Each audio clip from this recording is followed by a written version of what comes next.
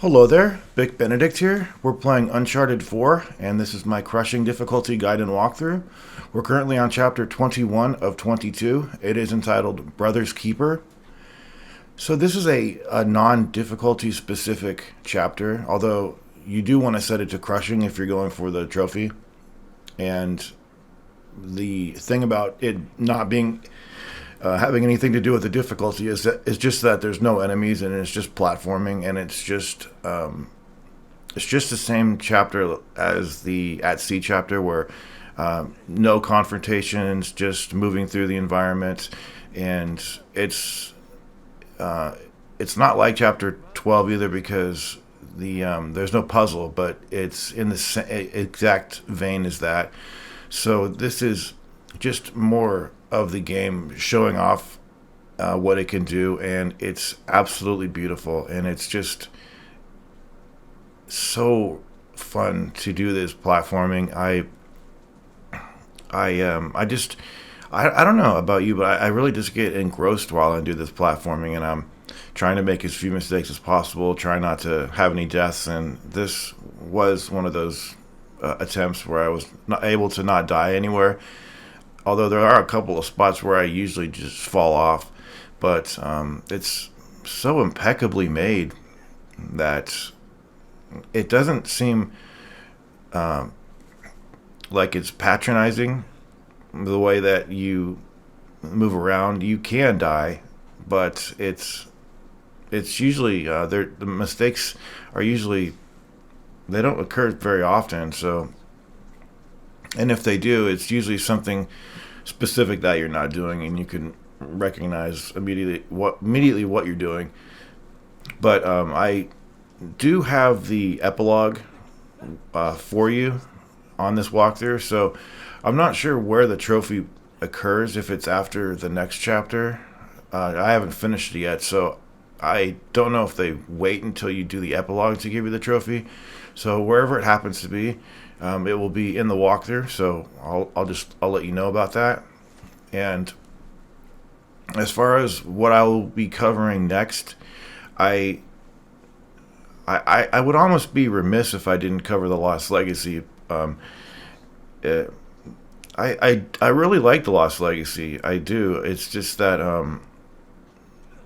some of the encounters on it I don't care for, but it's just more of the same of this type of just sweetness that I really love to play, and it's got its own little personality for sure. But I think it's more challenging in this game too. Some of the confrontations, just a little bit.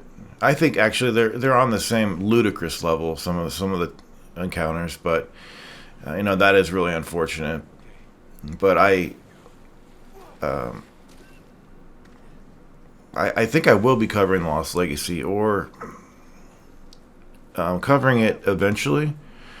So I've been actually working on this project really hard. So I've never made so much progress so fast, but I have had like a break from things. So I've been able to make the walkthrough and be pretty fast about its output.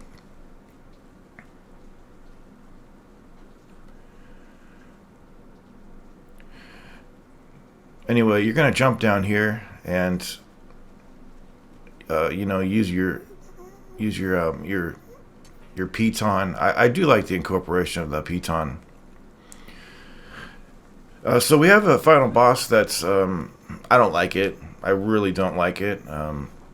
In a game like this, I think as different as it is of a game for combat, I think that the shorter of an encounter you can have, the better. Just don't overdo it, and I think they did overdo it a little bit. I thought that the Uncharted 3 boss was pretty good for that, but and then Uncharted 2, you definitely had a full boss fight that was difficult too. But where exactly should this one have fallen? I don't know, because it's got some really high expectations of you doing quick time events, and I have a way of doing it that involves remapping buttons. So the next chapter, I will go into what buttons I've remapped to make it a little bit more doable for people, and just for myself too, because the buttons that they have you do by default are I think less intuitive than it could be. So I've made it a little bit more approachable, and the what was I going to say else besides that? Well, this is a pretty hard. I always, for some reason, fall off on this one, but fortune was with the walkthrough, I suppose, and I didn't. I don't know what it is about this one, but sometimes it just doesn't work as well as I need it to, or maybe I'm just being a horrible player. Possibly, definitely possible. But on the final boss, the actions of the boss are a lot quicker, and you're responsible for more quick timing. And if you are on crushing, it's a lot less lenient. So fortunately, there are a couple of checkpoints as well. So it's not a complete ordeal. But I think we're just about concluded with this. There is going to be a cutscene up here with Rafe and Nadine, so I've trimmed that out. And it's a bittersweet moment coming to this point, because you know that you have just so little ahead of you left, and you've done so much behind you. But chapter 21 is finished. Again, a non-difficulty specific chapter, but you will want to complete it on crushing. And I will see you in the 22nd video. And until then, please take care.